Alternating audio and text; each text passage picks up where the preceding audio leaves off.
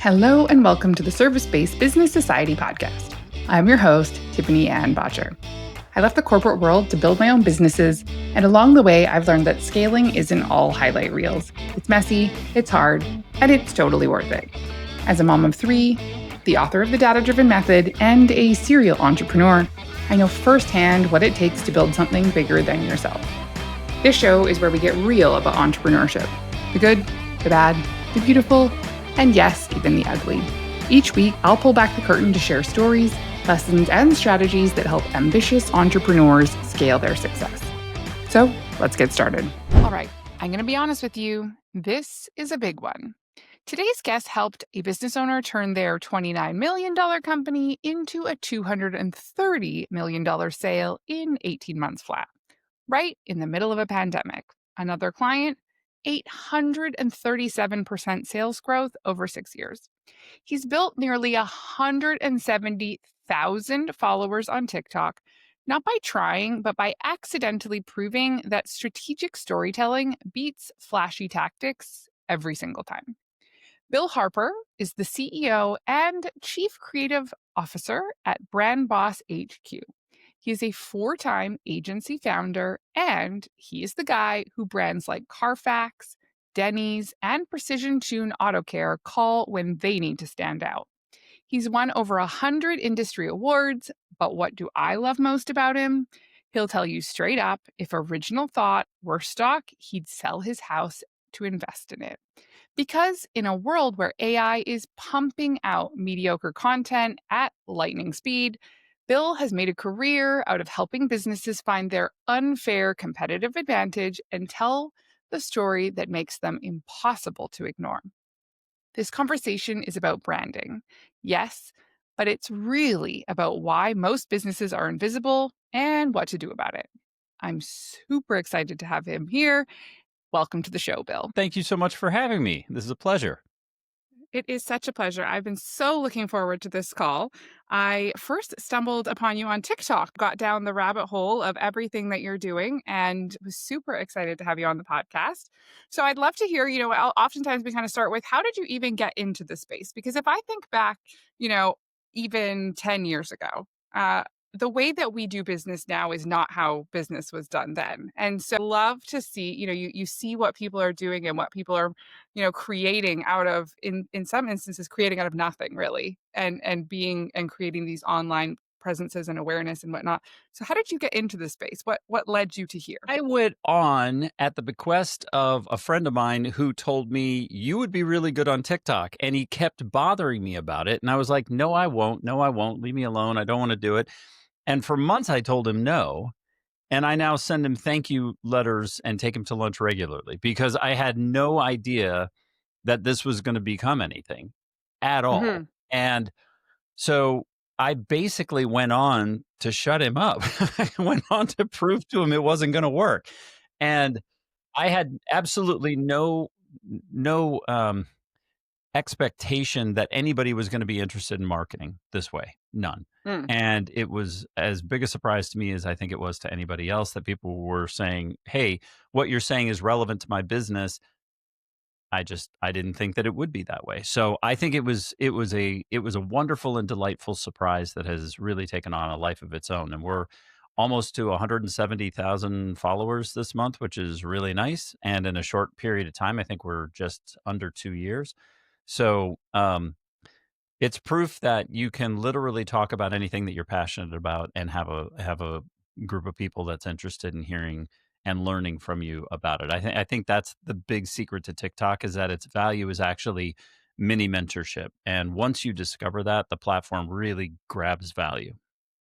Yeah, it's the whole world is very interesting. I like to study and think of like how the how and the why behind how some Yeah. things are super popular. Other things, are great content but don't ever really gain any traction, and kind of what is the differences, and so I feel like I like the nerdy kind of the why behind some of it, and it's very interesting because there's some people who talk about there's this lady who I was folding laundry and doing the doom scroll at the same time, and was like, she has this amazing amazing following and people who just adore her. And she gets on there and she's like in her pajamas, just, she's like, Right. morning, Yeah. guys, like blah, blah, blah. And it's like you literally feel like you're sitting having a coffee with her in her kitchen while she's going over her like grocery list prior to, getting started on her meal prep. Like it's crazy.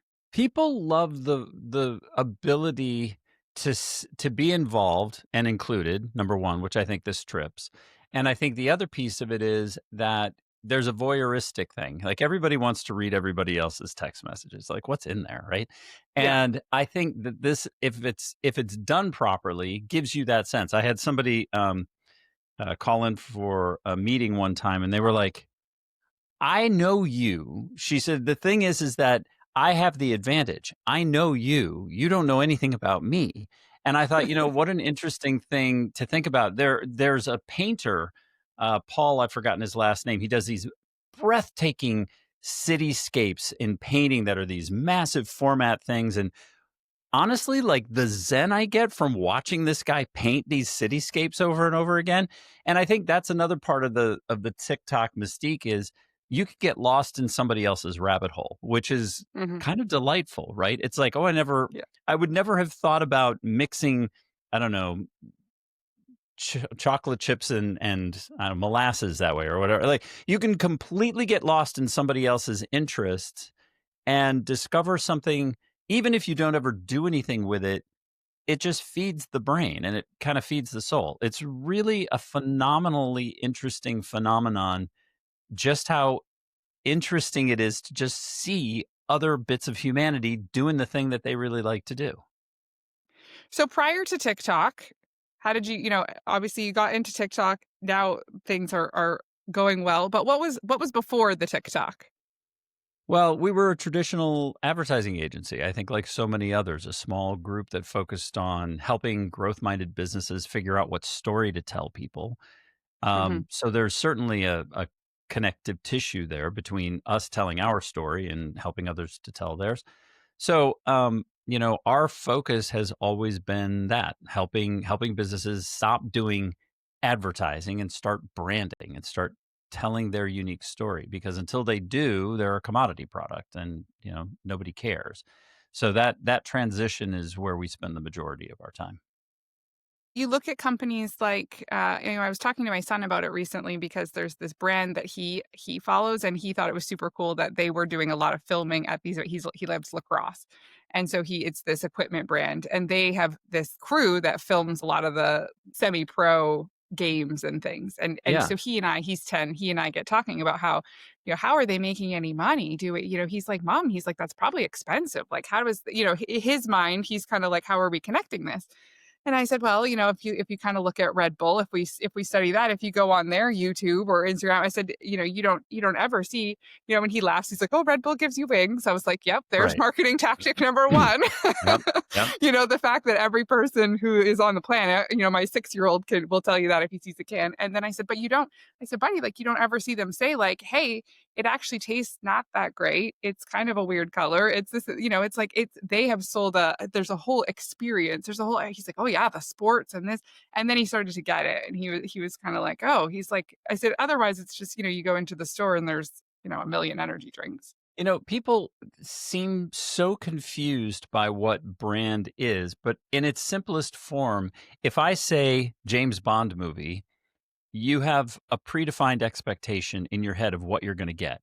That's it. Yes. That's a well-defined brand. If I say French fries and the picture of a McDonald's French fry, the red, cup with the little golden M on the front is the first thing that you think about, and you're like, "Oh, I can taste those little, thin fries that they have, and that's amazing."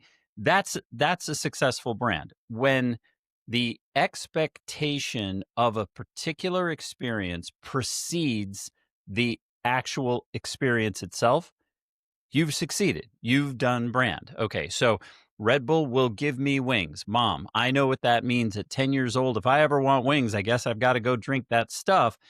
You've transcended the product or the service, and now that's it. So Geico is, if I want to save time and money, if I want to get 15% or more in 15 minutes or less, I know where to go. And If I want somebody that's going to be, at my service all the time, I'm going to go to Progressive because their whole message is, we only exist because you exist.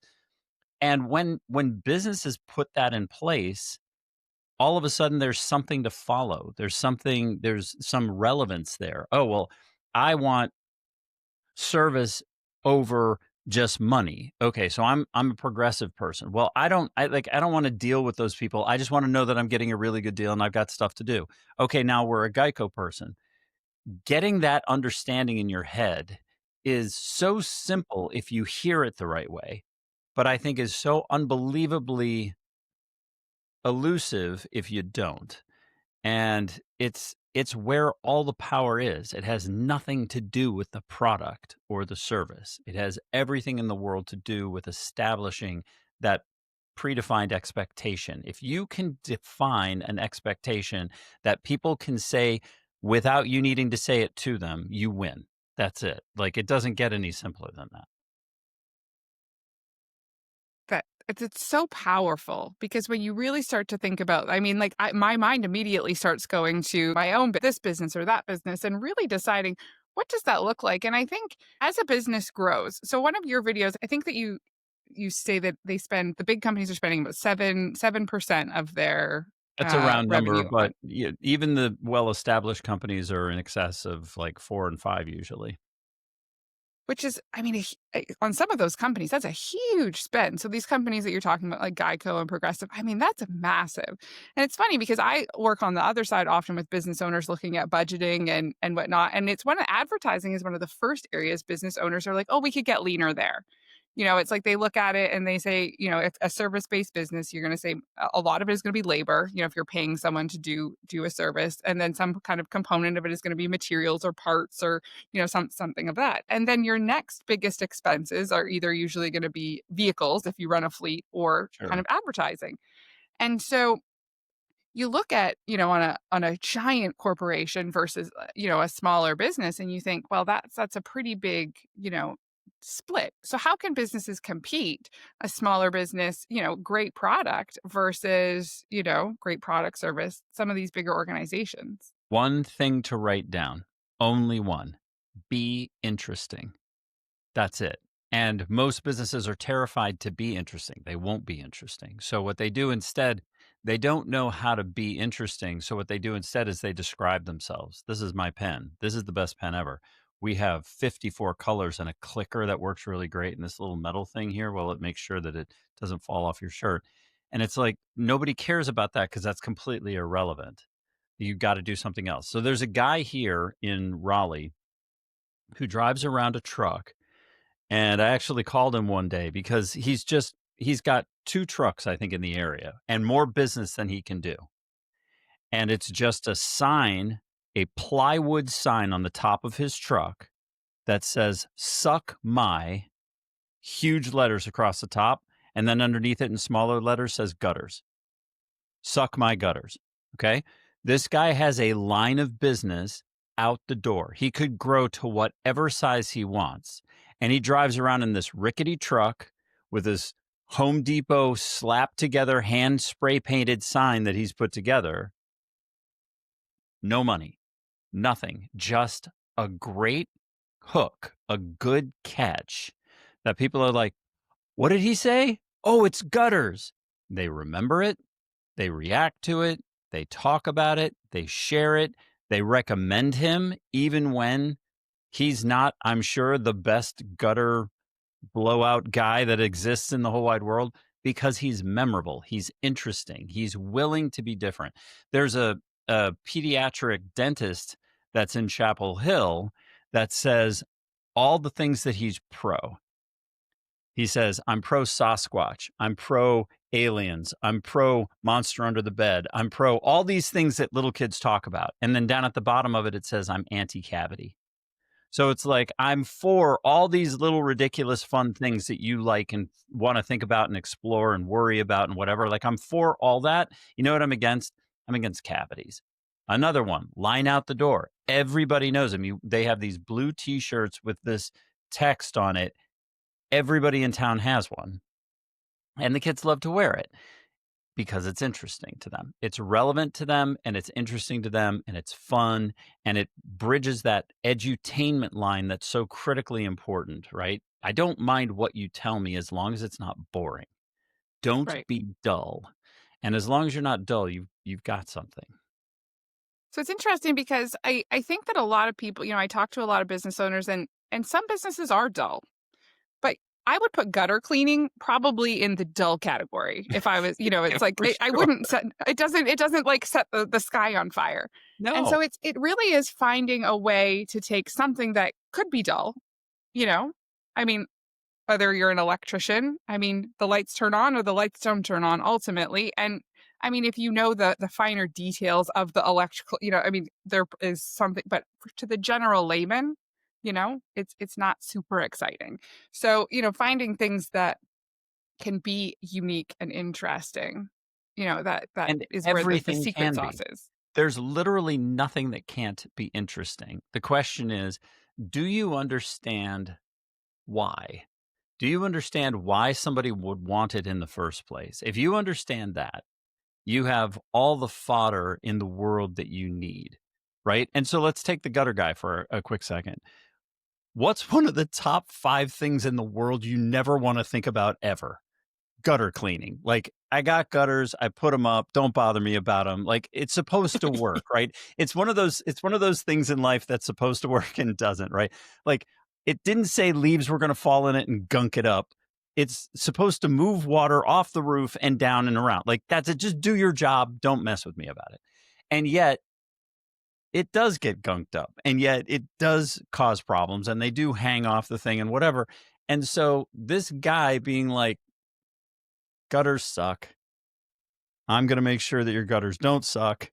I'm going to make sure that you will remember to take care of your gutters so that they don't become a problem. And I'm going to do it all by having 3 words on a plywood sign and drive around town with it. And it is the quintessential example of um, beauty and precision with simplicity, right? And that's what makes all good marketing work, is that you've stripped away everything unnecessary and all that's left is the idea. Volvo equals safe. I can't tell you how many businesses insist on marketing themselves like a buffet restaurant instead of a steakhouse. If you want steak, you're going to go to a steak restaurant. You're not going to go to a buffet. Why? Because buffets serve a whole lot of crappy stuff. Yeah, they cover all the bases, but they're not good at any of it.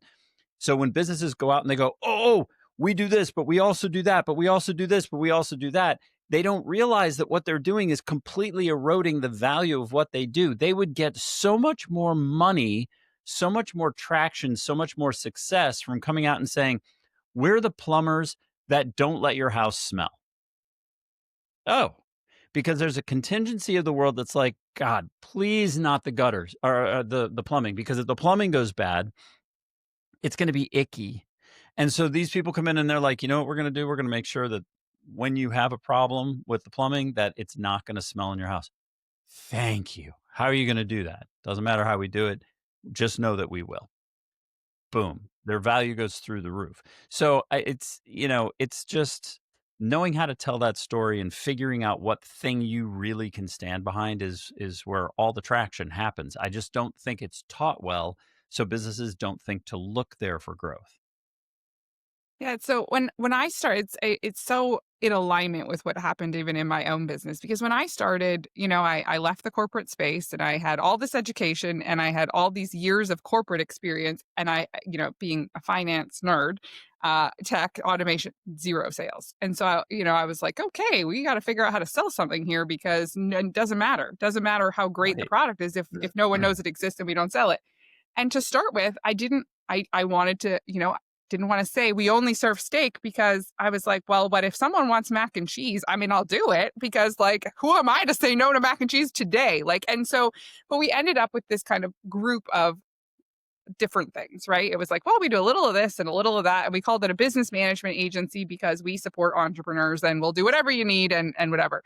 And we got some, but then we started to grow and gain traction. And then through that process, I thought, it's really hard to market because it's too much. It's a little bit of everything. And so people are like, does she do this or do they do that? Or like, who is this and what's going on? Mhm. And so I thought, I really push hard against splitting the companies up into their own because I thought, oh, but you lose the opportunity for crossover.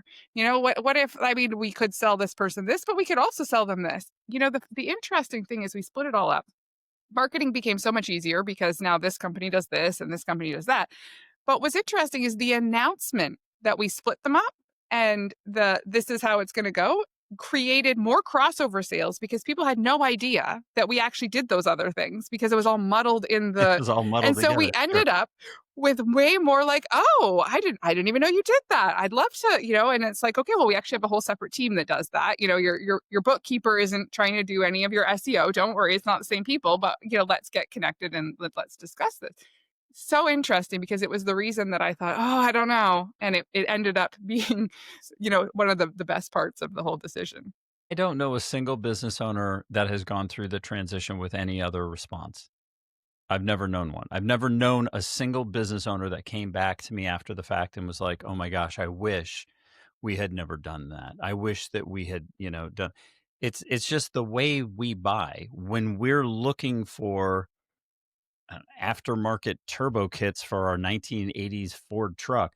Like, we want to know that the person that we're buying from just does aftermarket turbo kits for Ford trucks. Like, that's the person we'll go out of our way to go Mhm, find because we perceive them as having specialty knowledge. Even if the knowledge, and here's how ridiculous it is. If I said, what's the safe car brand in the world, you would probably say Volvo because Volvo has spent the last 80 years telling us that. But now really think about it. Number one, Volvo doesn't actually own that. They Mercedes does. Mercedes is actually the safest car on the road, always has been. But more importantly, all cars in the United States have to adhere to the same safety standards. And when you think about how ridiculous it is that we're saying this, by and large, you can expect the same measure of safety from any car that's established and sold in the United States because they have to adhere to the same safety standards. So the difference you're getting is marginal in that respect. So it's just funny. It's just the way that we process information. Is a Nike shoe really that much better than an Asics or an Adidas or a New Balance shoe? I would have to say probably not. But Nike has achieved its whatever it is now, $105 billion top line revenue status by making you believe that they are and that wearing those Jordans or whatever are significantly different enough that you want to align yourself with them. That mhm, perception is incredibly powerful. The emotions behind a buying decision are incredibly powerful. It doesn't start with logic. It starts emotionally and then is justified logically. And again, most business owners don't get this. So they do exactly what you're talking about. I'm going to cover off on all the bases. I'm not going to let anybody say no. I'm not going to let a dollar get away from me. And they don't realize that they're actually slowing their growth. They're not mhm. accelerating it. Yeah, it's tough because I think it all, depends on the season a little bit. It's like I reflect back when you're first starting out, you don't have the luxury of being too picky if you are like, "Hey, I want to get going." But I talked about this on a recent episode, but then there's the time, just like, your kids grow and go through school. It's like, well, but if your business stays stuck in that wrong season where you're like, now you're still doing, 5 years later, you're still doing that exact same thing and you haven't taken the time to say, hey, I'm going to split it up or I'm going to change this or drop this line entirely or whatnot. You're really only just doing yourself a disservice in terms of growing. Yeah, I would have to agree with that 100%. So in terms of a business really kind of honing in on what their messaging should be, they I always kind of think about these kinds of things as like the Word document with the blinking cursor and that like getting it started. You know, how can someone get started on that journey of really figuring that out? Maybe they're like, "Hey, my business is kind of bland and that's great that that gutter guy figured that out, but like what's mine?" Yeah, so this is actually a really fun exercise, and the way that I would start with it is twofold. Number one, what are you really good at that you like doing and you're profitable doing? That's number one.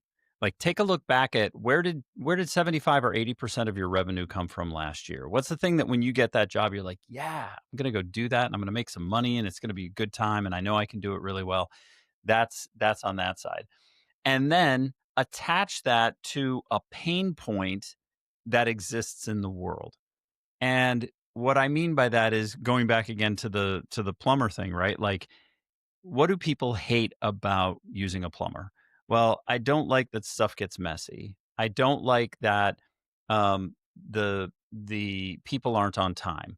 I don't like that they give me one number for a proposal and then the number that I actually have is completely different. I don't like. And write them down on a piece of paper and then say, okay, if I take a look back at the work that I've done over the last couple of years where I was really profitable and I really enjoyed it and we could do it efficiently. And like, if I could just do this all day long, it would be great.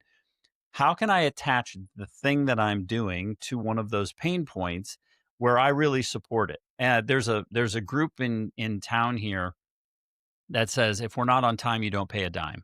That's their whole promise, their whole guarantee.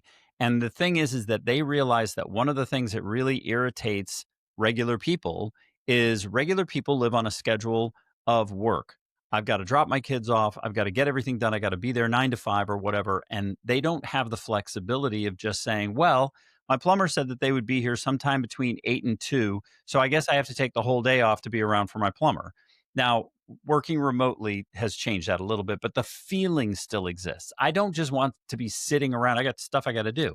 So this group realized that they could go after that one pain point and really own it all the way down to their guarantee. And so the whole structure was if we're late at all, we'll do the job for free. And they have people lining up because it was like, hey, I hate it when people are late. Like my dad taught me if you're, on time is late, 10 minutes before is on time. Like I want somebody else to honor that same thing for me. And for all the people that represent that value system, all of them go to this particular group because they say, I know that I can count on them to do that. And you can literally do that with any aspect of a business. You just have to choose it, be consistent with it, and then ladder everything else that you do up to that promise. You don't go wide, you just go very, very focused, and that's it. And that's where you're going to gain the most traction because that's where people will see your value at its very highest point. Yeah, it's really, understanding when you're saying, "Hey, what is the work that you really are excited to get?" And, how does that solve someone else? It's really coming together that where it's like what you are passionate or what you're good at or and coming together with that piece. Because if there's that misalignment, it just doesn't feel great. The whole way doesn't feel great. And it doesn't have to be a pain point that's tied directly to you either.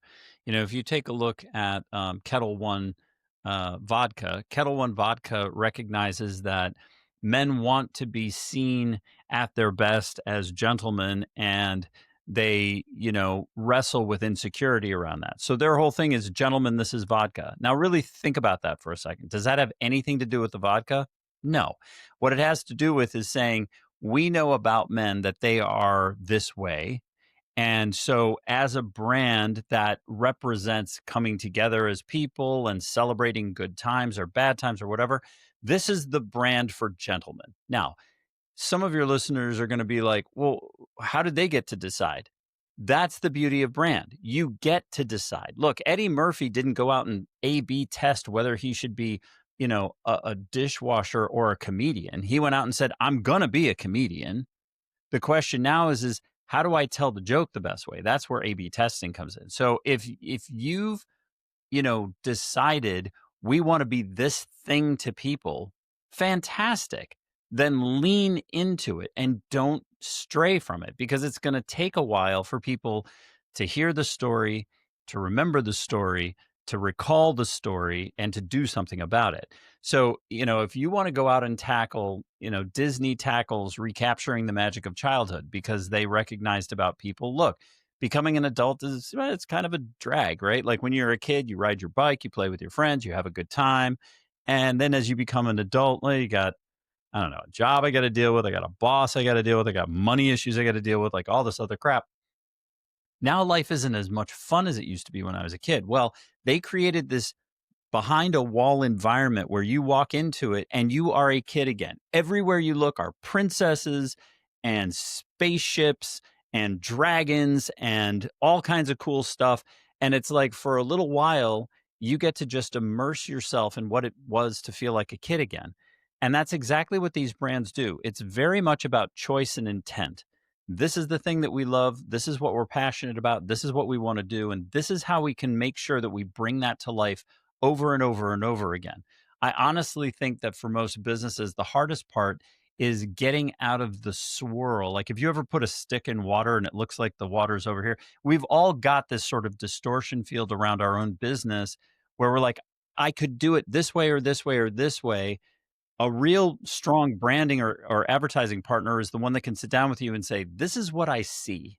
Like if I reflect back to you, this is what I see as being really strong. And some people can do that internally on their own and some can't. And that's where an agency really is most valuable in stepping in and saying, "Let me give that an answer to you." But even if someone is good at doing that, a lot of times it's, the forest through the trees expression where when you're really in it, it's hard to kind of take that 30,000-foot view. I think that the ability to do that and objectively look at your own business and even kind of call yourself out a little bit and be like, "Hey, what are we really doing with this?"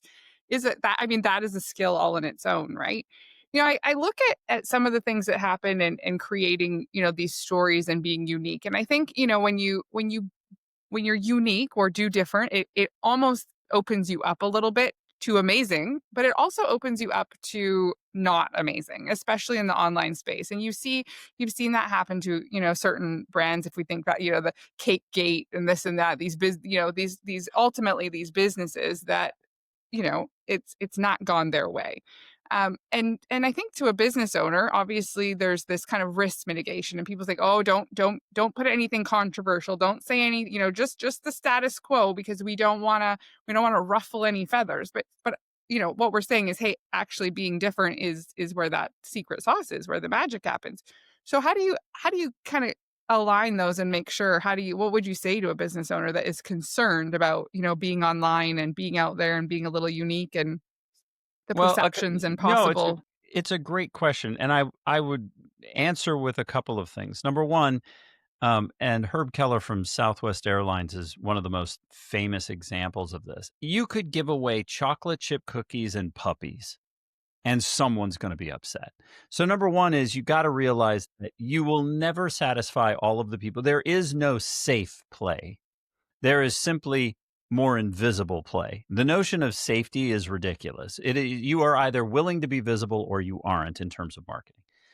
So Herb Keller, when Southwest Airlines was just getting started, um, famously received a letter from a woman who basically went on a tear about, you're not serving meals, you're doing this crazy seating thing. Like, I can't even choose my own seat.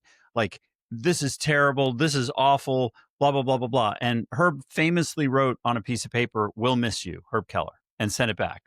No explanation, no please don't leave. No, we're going to give you 54 free drink coupons. No, no, no. He said, you're simply not our audience.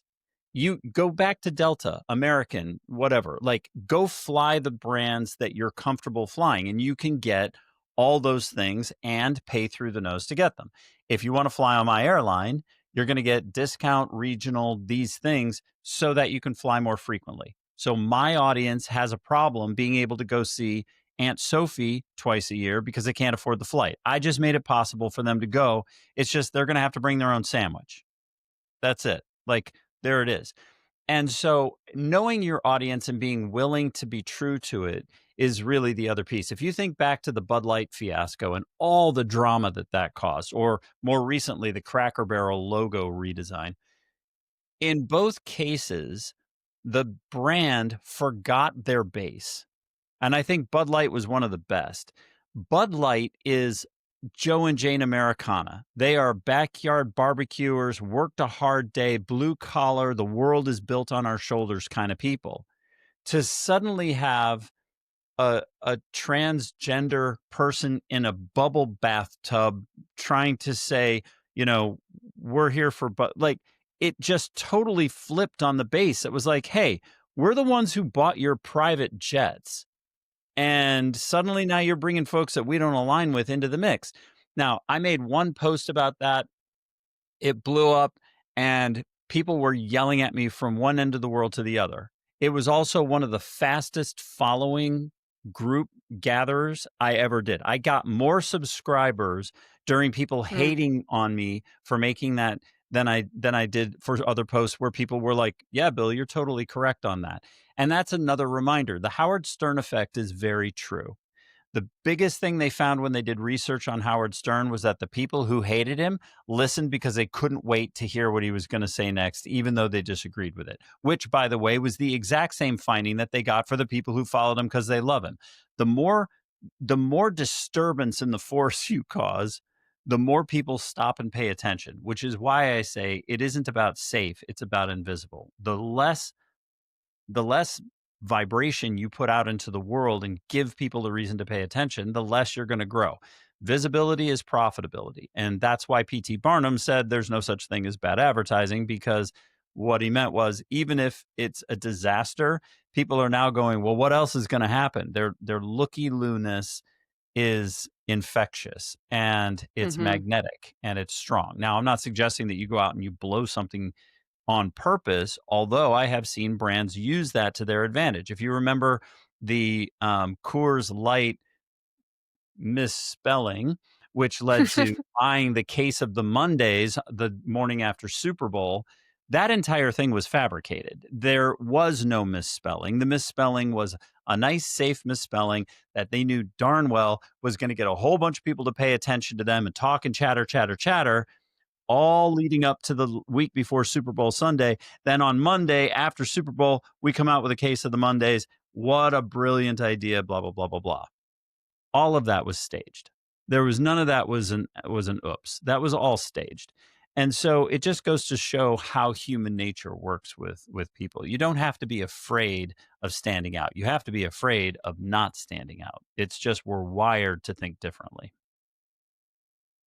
It's such a powerful concept of that because it does feel safe to stay, but you're saying that that's not really. It's almost a false sense of safety, really, in It saying, is. hey, but it's the opportunity for success, it's the willingness to step up and do it. I had a business owner a couple years ago now, she came, she said, "I have this idea," and it was, like, very retail kind of based, and so she was gonna do it in her town, but she also wanted to be online and sell, across North America, and I said, "Are you willing to be online?" And she said, "Well, what do you mean?" And I said, "Are you willing to be the face of your business online?" I said, "I think this idea could work if you are willing." I said, "If you're not, I don't know how it will go." Because it was one of those products that most places had, those kind of stores already in their area. There was a million online. She had a very different take on it. And I thought if she could actually present that take to the world, that she could make a go of it. Mhm. But if she wasn't, and she said, "Oh yeah, yeah, of course I am." And then, she did her first couple and she's like, "Oh, I don't know if I really like this." And she like Right. Yeah. really wanted to like pull back and get nervous. At the end of the day, she didn't really ever, do the follow through, and her business is kind of doing a little bit, but it definitely is a bit of a missed opportunity. I think that there is this willingness. It's you saying, "Hey, I'm gonna get on TikTok and see what it's all about and prove your buddy wrong there or not." Yeah. But the willingness to actually do it. I think that's another thing. The other thing that people don't want to talk about is not everybody can do this. And what I mean by that, that always sounds very like, self whatever, but it isn't. What I mean by that is not everybody can tell a story. Not everybody has presence. Not everybody is, and I don't have it the same way Gary Vaynerchuk has it or Tony Robbins has it. So you work with the hand you're dealt, right? And some people can get on and make something interesting and some people can't. And I think that's another challenge is, some people get on, to your point, they don't have patience or they don't have comfort or they don't have consistency or they don't have whatever. But other people, they'll get on and they just there's no ability to connect. There's no connective tissue in the way that they talk or the way that they present or the insights that they share. And some people just don't do it well. They just don't do it well. And in which case you shouldn't avoid it. What you should do instead is either lean into doing it badly, which I have seen some people do, where they'll get on and they'll be like totally monotone, and then they become more monotone, which actually works because then it becomes kind of a shtick. Or you hire somebody, find somebody else on your team that just loves it, that just is passionate about connecting and networking and the rest of it. Get those people in front of the camera because they won't seize up at talking to a piece of plastic. For them, it's here's a window to the world and who knows where it'll go. And that to them is Right. exciting, not fear creating. Hmm. Absolutely. So if someone wants to, really take that next step, if they're sitting here thinking, "Oh my, this is the part of my business that I'm missing. This is the part I've ignored, and I really am starting to see the value." What is that next step that they should take? I think the biggest piece would be, if you're looking for someone to help you, there's tons and tons of information online. I mean, you could certainly follow us. We give away a boatload of information at BrandBoss HQ on TikTok and YouTube and Instagram and LinkedIn. Um, But there are online courses that you can take. We sell a course. A lot of people sell a course. Brandmaster is another really good one, or Story Brand is another one that people tend to like. So there are online courses that you can become a part of. There are groups that you can join. Facebook has a number of marketing groups. Just don't be afraid of it. I think the big thing is get educated on it so it's no longer the scary thing. There's a million books out there that you could read on it, tons and tons of information, lots of influencers that like to talk about it. I think once you open the door to willingness to learn, you'll be amazed at how quickly you can find really valuable information for nothing anywhere you look. I mean, if you want help walking through the process, then sure, find an agency partner that understands how to develop story and has a good track record doing it. But there is no shortage, this is not hidden. This is not, 33 degrees of Mason, whatever. This is open and available information to you anywhere. You just have Right. to look for it. Yeah, I find that in the marketing education space, there's really two camps, and I think if you end up in the wrong camp, you end up with a kind of deficiency. And one is in the mechanics of marketing, the Mhm. softwares, the automations, the AI agent, the this, the that, all of these kinds of things important, but not if you're not really clear on the messaging and the brand and what you're representing, all you're doing is automating a bad message. All you're doing is Yeah. pushing out a bad message faster into the world, which ultimately you're spending more money or more time. And I think that key piece, which isn't as easy to find right now, I feel like right now, especially where there's such a focus on tech, and whatnot, is that all of that is so powerful, but it still has to be the right message that we're pushing out. Let me tell you why I'm excited about that. I'm really excited about people using AI incorrectly because it's going to make our jobs so much easier. When you think about the way people are leaning on AI to replace original thought, and the dependency that's coming so quickly on, well, gosh, I just used AI and AI did this. What they don't realize is that AI is a LLM. It's a large language model. And that means it's trying its best to come up with the common denominator. That's the very last thing you want if you want to be unique, is to come up with the thing that they say is what worked the most often.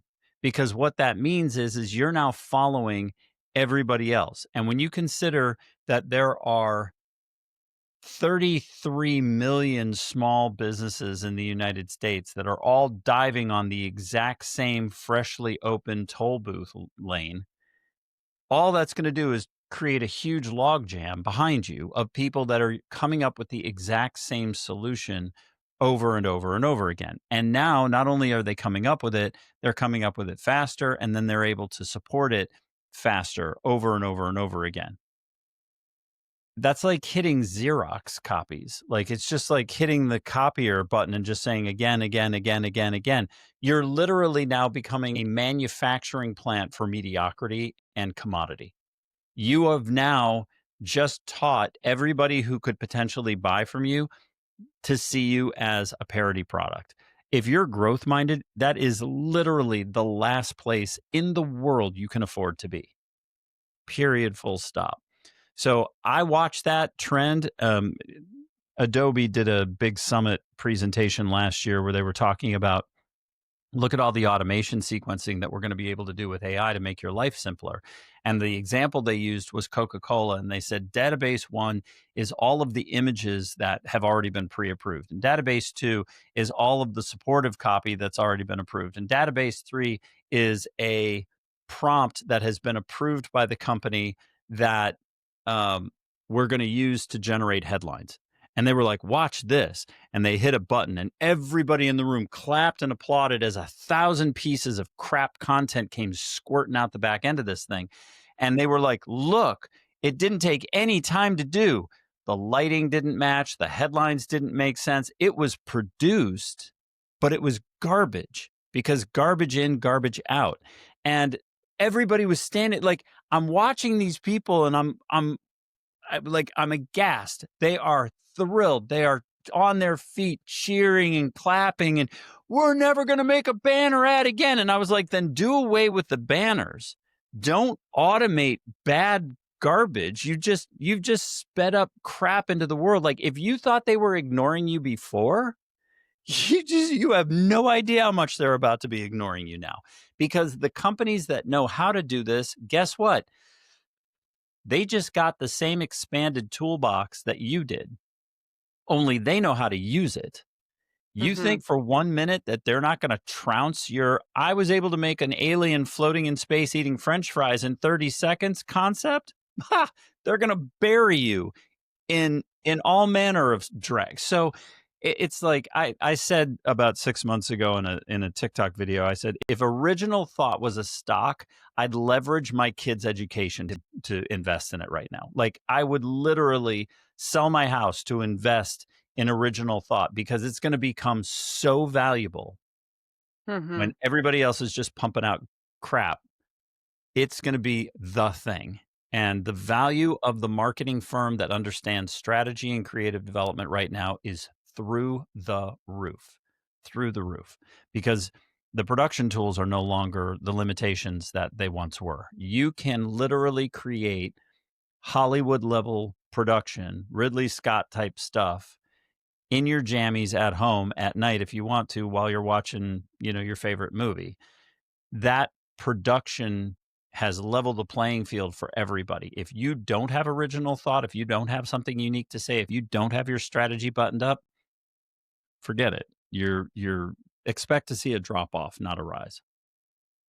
Absolutely. I couldn't agree more. Well, thank you so much for being here. What a powerful discussion that really combines so many key concepts of branding and original thought, and, when to be, leaning into tech and when to really not be. Just because it's available and you can doesn't mean you should. And, I think that's a it, great it all lesson from life, isn't it? Just because it you can really is. doesn't mean you should. Yeah, because like you said, you can come up with, I mean, the stuff you can do, and it's fun, right? Like, you can play around with it, but knowing, when you should be using it to have fun and when you should be using it to generate revenue is two separate things. Absolutely. Tiffany-Ann, thanks so much for the invitation. It's been a real pleasure. That's all the time we have for today, but the conversation doesn't stop here. Be sure to subscribe to the Service-Based Business Society podcast on all of your favorite apps. And if you're hanging out over on YouTube, search for Tiffany-Ann Bottcher. Your likes, comments, and shares don't just help the show, they help more entrepreneurs find the real stories and strategies that they need to scale. Until next time, keep pushing.